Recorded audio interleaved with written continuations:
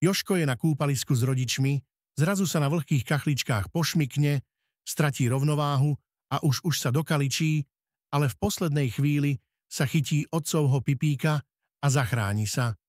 No vidíš, keby si bol s maminkou, tak máš rozbitú hlavu. Rozprávajú sa malý ušný mas, malý zubný kas a malá vaginálna blcha. Malý ušný mas sa sťažuje. To si neviete predstaviť. Každé jedno ráno vnikne do ucha agresívna vatová tyčinka. Všetko to tam čistí a ja mám teda čo robiť, aby som sa vôbec schoval. Potom spustí malý zubný kas. To je nič, pretože u mňa každé ráno a aj každý večer naletí do úst agresívna zubná kefka a teda tie jej štetiny, no hrôza sa ukrývať.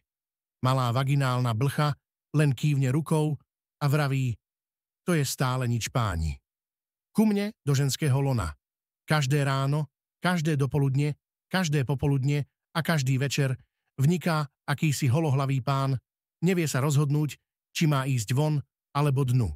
No a ako by to nestačilo, nakoniec mi ovracia celý domček takou mľazgavou bielou tekutinou. V tom jej malý zubný kas skočí do rečí a vraví, no počkaj chvíľu, toho poznám tiež.